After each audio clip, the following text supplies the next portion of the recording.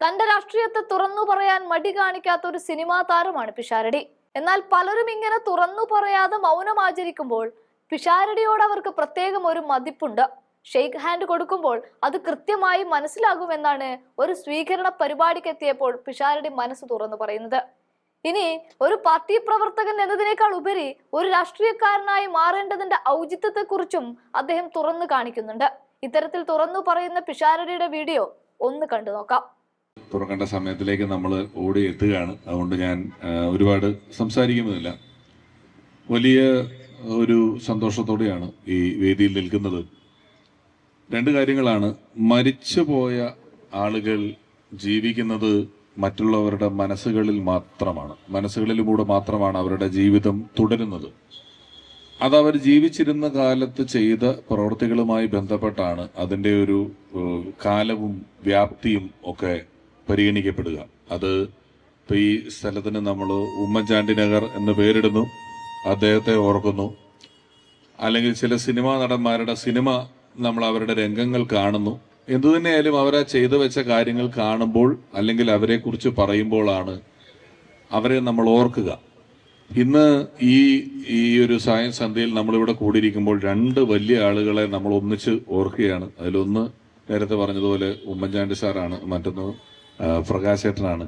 ഇവരെയൊക്കെ നമുക്ക് ഇങ്ങനെ ഓർക്കാനൊരു അവസരം ഉണ്ടാകുക, ആ അവസരത്തിന് ഞാനൊരു കാരണമാകുന്നു എന്നതാണ് ഞാൻ ഇതിലൊരു വലിയ കാര്യമായി കണ്ടത്. ഇങ്ങനെ ഒരു അവാർഡ് തരലും ഈ അവാർഡിന്റെ ചടങ്ങുമൊക്കെ ഉള്ളത് കൊണ്ടാണല്ലോ നമ്മൾ ഒത്തുകൂടിയതും ഇപ്പോൾ അവരെ ഓർക്കുന്നതുമെല്ലാം. ഒരു അവാർഡ് തന്നതിന് ചർക്ക സംഘടനയോടുള്ള എൻ്റെ നന്ദി ഈ അവസരത്തിൽ അറിയിക്കുന്നു. പ്രിയപ്പെട്ട സുഹൃത്ത് സഹപ്രവർത്തകനായിട്ടുള്ള റിയാസ് മുക്കോളി. റിയാസ് ഈ അവാർഡ് പ്രഖ്യാപിച്ചതിന് ശേഷം എന്തെങ്കിലും മലപ്പുറത്തോ കോഴിക്കോടോ ഒക്കെ എന്തെങ്കിലും പരിപാടികളുമായിട്ട് വരുമ്പോൾ നമുക്ക് അവിടെ ചടങ്ങ് ഏകോപിപ്പിക്കാമെന്ന് പറഞ്ഞെങ്കിലും സമയം പലപ്പോഴും അതിനനുവദിച്ചില്ല. അങ്ങോട്ടും ഇങ്ങോട്ടും ഒക്കെ ആയി മാറി മറിഞ്ഞ് മേറ്റ പരിപാടികൾ മാറുക, അല്ലെങ്കിൽ എന്തെങ്കിലും പ്രകൃതിക്ഷോഭങ്ങൾ വന്ന് മാറുക, അങ്ങനെയൊക്കെ ഉണ്ടായി.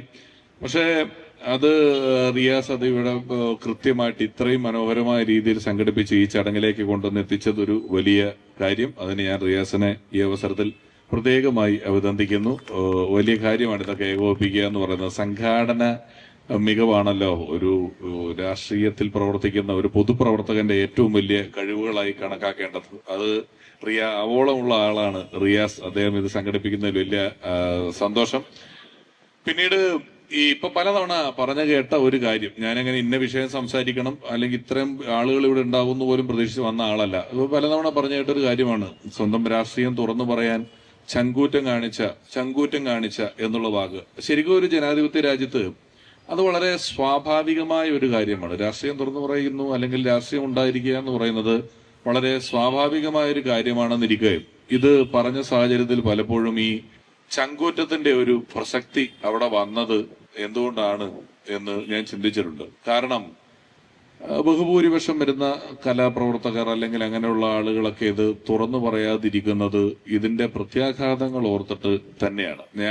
നമ്മൾ തന്നെ ചില അമ്മയുടെ മീറ്റിങ്ങിന് പോകുമ്പോഴോ അല്ലാതെയൊക്കെ നമ്മളെ കാണുമ്പോൾ നമ്മുടെ ഏതെങ്കിലും ഒരു TV പരിപാടിയോ ഒരു പ്രസ്താവനയൊക്കെ കഴിഞ്ഞതിന്റെ അടുത്ത ദിവസം കാണുമ്പം ഷെയ്ക്ക് ഹാൻഡ് തരുമ്പം കയ്യിലൊരു എക്സ്ട്രാ ഞെക്ക് ചിലർ തരും. എന്നിട്ട് എന്നെ ഒന്ന് പ്രോത്സാഹിപ്പിച്ചു വിടും. നീ പറഞ്ഞോ, ഞങ്ങൾ ശബ്ദമായിട്ട് പുറകിലുണ്ടെന്ന്. നല്ല നഷ്ടമില്ലല്ലോ, പ്രോത്സാഹിപ്പിച്ച് വിട്ടാൽ മതിയല്ലോ, ഞാൻ പോയി പറഞ്ഞോളൂല്ലോ. അപ്പൊ ഞാൻ ഈ ഞെക്കുന്നവരോടൊക്കെ ചോദിക്കും, നിങ്ങൾ എന്താണ്, നിങ്ങൾക്കും ഇത് തുറന്ന് പറഞ്ഞുകൂടെ, എന്തിനാണ് എന്ന് ചോദിക്കുമ്പം പലപ്പോഴും നമുക്ക് ഉപകാരം ചെയ്യാൻ പറ്റുന്ന ശേഷിയോളം തന്നെ പ്രസക്തിയുണ്ട് ഉപദ്രവിക്കാനുള്ള ശേഷിക്ക്. നമുക്ക് ഭൂരിപക്ഷം ആളുകൾക്കും കോൺഗ്രസ്സുകാർക്ക് ഉപകാരം ചെയ്യാനുള്ള ഒരുപാട് ശേഷിയുണ്ട്. പക്ഷെ നമുക്ക് ആരെ ഉപദ്രവിക്കാനുള്ള ശേഷിയില്ല എന്നുള്ളത് കൊണ്ടാണ് ഇതിലൊരു വലിയ വ്യത്യാസം വരുന്നത്. ഇത് തുറന്നു പറഞ്ഞ് വേറെ ഏതെങ്കിലും ഒരു പാർട്ടിക്കാരൻ, ഏതെങ്കിലും ഒരു നടനോ നടിയോ ആരെങ്കിലും അയാളുടെ രാഷ്ട്രീയം തുറന്നു പറഞ്ഞാൽ കോൺഗ്രസിൽ നിന്ന് ആരും പോയി അവരെ ഉപദ്രവിക്കുകയോ ചീത്ത വിളിക്കുകയോ ഒന്നും ചെയ്യുന്നില്ല. പക്ഷെ നമ്മളാണെന്ന് പറഞ്ഞാൽ മാത്രമാണ് പെട്ടെന്ന് ആക്രമിക്കാൻ വരുന്നതും. ആക്രമണം എന്നൊക്കെ പറഞ്ഞാൽ ഇന്റർനെറ്റ് പരിപാടികളൊക്കെ ഉള്ളൂ, അല്ലാത്ത പ്രശ്നങ്ങളൊന്നുമില്ല. അങ്ങനെ ഒരു ചങ്കൂറ്റത്തിന്റെ പ്രസക്തി വന്നത് അവിടെയാണ് എന്നത് പറഞ്ഞതിന് ശേഷം എനിക്ക് മനസ്സിലാകുകയും ചെയ്തു. എങ്കിലും ഞാൻ പിന്നീട് ആലോചിച്ചു, എന്നോട് പലരും പല കാലഘട്ടത്തിൽ ഈ തീരുമാനം ശരിയായിരുന്നോ, ഇത് പറയേണ്ടതുണ്ടായിരുന്നോ, തിരുത്തി പറഞ്ഞേക്കൂ എന്നുവരെ എനിക്ക് ഉപദേശം തന്ന ആളുകൾ എത്രയോ ഉള്ളപ്പോഴും ഒരാൾ ചോദിച്ചു, പോയി ഇത്രയൊക്കെ നടന്നു, ഇപ്പൊ 2-3 കൊല്ലായി, എന്ത് ലാഭം എന്ന് ചോദിച്ചവരുണ്ട്. ഞാൻ പറഞ്ഞു, ഇതിനകത്ത് അങ്ങനെ ഒരു ലാഭത്തിന്, ഞാനൊരു ബിസിനസ്സിന് ഇറങ്ങി പുറപ്പെട്ട ഒന്നും അല്ലല്ലോ. ബിസിനസ് ചെയ്യാൻ ഇറങ്ങിയാലല്ലേ ലാഭത്തിന് നഷ്ടത്തെ കുറിച്ചൊക്കെ ചോദ്യമുള്ളൂ. കാരണം പൊതുപ്രവർത്തനമാണ് നമ്മളിൽ ഭൂരിപക്ഷ ആളുകളും ചെയ്യുന്നതും പൊതുജനങ്ങൾക്ക് വേണ്ടിയാണ് നിലകൊള്ളുന്നതും. എന്നാൽ ഇപ്പോൾ മറ്റ് പല പാർട്ടികളിലും പാർട്ടി പ്രവർത്തനമാണ് കൂടുതലുള്ളത്. ഇത് കേൾക്കുമ്പോൾ രണ്ടും നമുക്ക് ഒരുപോലെ തോന്നുമെങ്കിലും രാഷ്ട്രീയ പ്രവർത്തനത്തിലുള്ള പൊതുപ്രവർത്തനവും പാർട്ടി പ്രവർത്തനവും രണ്ടും രണ്ട് തന്നെയാണ്. മറ്റു പാർട്ടികളിലുള്ള ഭൂരിപക്ഷം ആളുകളും പാർട്ടിക്ക് വേണ്ടി, പാർട്ടി പറയുന്നത് പോലെ പാർട്ടിയെ വളർത്താൻ പാർട്ടി ആഗ്രഹിക്കുന്ന രീതിയിൽ പാർട്ടിക്ക് വേണ്ടി നിലകൊള്ളുന്നു എന്നുള്ളിടത്താണ് പാർട്ടി പ്രവർത്തനമാകുന്നത്. അത് പൊതുജനങ്ങൾക്ക് വേണ്ടി ആകുന്നിടത്ത് മാത്രമാണ് രാഷ്ട്രീയം ഏറ്റവും ഗംഭീരമായ സുന്ദരമായ ഒരു സ്ഥലങ്ങളിലേക്ക് പോകുന്നുള്ളൂ. ഈ പാർട്ടി പ്രവർത്തനം രണ്ട് രീതിയിൽ ചെയ്യാം. ഒന്ന്, ഒരു പൊതുകാര്യം നല്ലതായി ചെയ്തിട്ട് അത് ഇന്ന പാർട്ടിയാണ് ചെയ്തത് എന്ന് പറയാം. പക്ഷെ വർത്തമാനകാലത്തിൽ പാർട്ടി പ്രവർത്തനം എന്ന് പറയുന്നത് പാർട്ടി ചെയ്യുന്ന കൊള്ളരുതായ്മകളെ ന്യായീകരിക്കൽ മാത്രമായി മാറിയിരിക്കുന്ന ഒരു സാഹചര്യത്തിലാണ് നമ്മളുള്ളത്.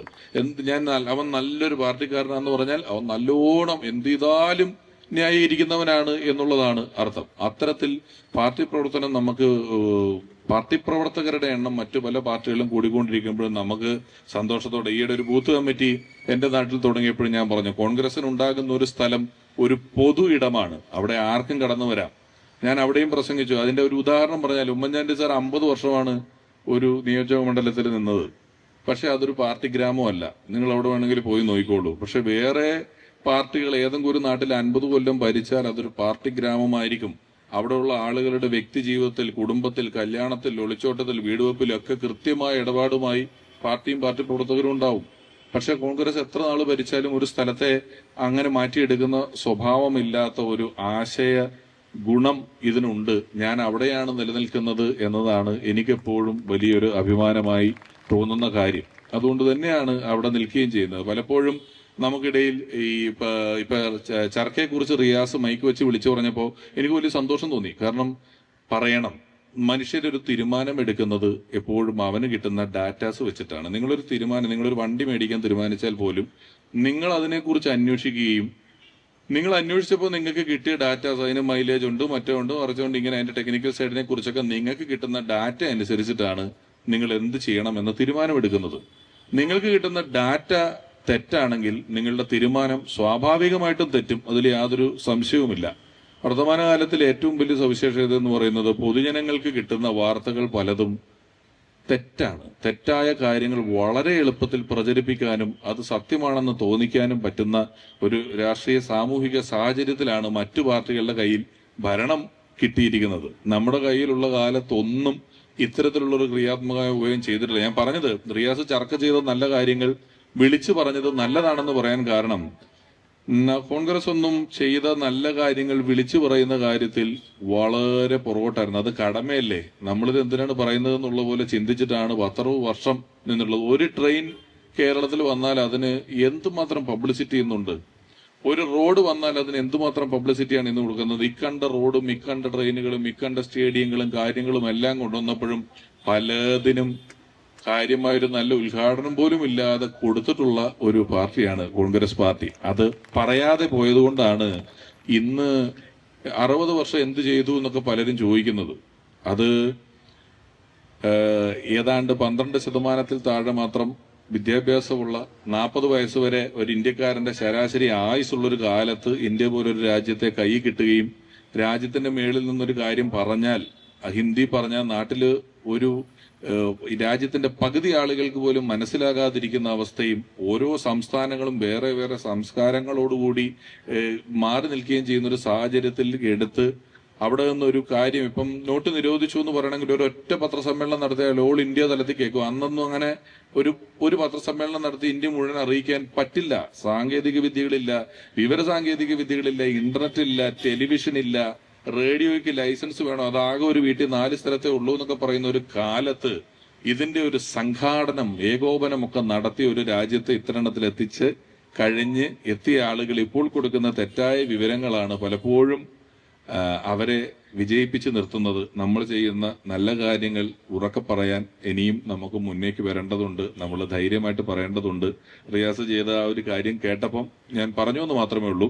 ഇനിയും സുദീർഘമായി സംസാരിക്കുന്നില്ല, കാരണം നമ്മളെല്ലാം പരസ്പരം അറിയുന്നവരുമാണ്. ഇവിടെ അതിനെക്കുറിച്ച് അതുകൊണ്ട് ഒരുപാട് പറയേണ്ടതായിട്ടില്ല എന്നുള്ള ബോധ്യം എനിക്കുണ്ട്. റിയാസ് എന്ന ചെറുപ്പക്കാരന്റെ ഈ വലിയ അധ്വാനത്തോട്, മൺമറഞ്ഞു പോയവരെ ഓർക്കാൻ കാണിക്കുന്ന ഈ മനസ്സിനോട്, അതിന് തിരഞ്ഞെടുക്കാനാണെങ്കിൽ പലരെയും തിരഞ്ഞെടുക്കുകയും കൊടുക്കാനും ഒക്കെ പറ്റും എന്നുള്ള ബോധ്യം എനിക്കുണ്ട്. എങ്കിലും അത്തരത്തിലൊരു അംഗീകാരം തരണമെന്ന് വിചാരിച്ചപ്പോൾ അതിനെന്നെ തീരുമാനിക്കുകയും എൻ്റെ കൂടെ സൗകര്യം കണക്കിലെടുത്ത് അത് ഇവിടെ വച്ച് തരാൻ തീരുമാനിക്കുകയും ചെയ്തതിന് ഞാൻ ഏറെ നന്ദി അറിയിക്കുന്നു. റിയാസിന്റെ ആഗ്രഹത്തോടൊപ്പം നിന്ന് MP, MLA, ഇവിടുത്തെ നഗരസഭയുടെ പ്രവർത്തകർ, സർവോപരി അവനവന്റെ ജീവിതത്തിൽ നിന്ന് സമയം മാറ്റിവെച്ച്, എനിക്കിപ്പോൾ ഇവിടെ ഒരു ചെറിയ ഷീൽഡ് തരുന്ന ചടങ്ങിന് ഇത്രയും പേര് വരണമെന്നൊന്നുമില്ല. ഇവിടെ ഗാനമേളയും മിമിക്രിയും ഒന്നും നടക്കുന്നില്ല എന്നുള്ള ബോധ്യം എല്ലാവർക്കും ഉണ്ട്. നിങ്ങളുടെ ജീവിതത്തിൽ നിന്നും വിലപ്പെട്ട സമയം മാറ്റിവെച്ച് ഈ ചടങ്ങിലേക്ക് വന്ന നിങ്ങൾ ഓരോരുത്തരോടുമുള്ള ആത്മാർത്ഥമായ നന്ദി ഈ അവസരത്തിൽ പറയുന്നു.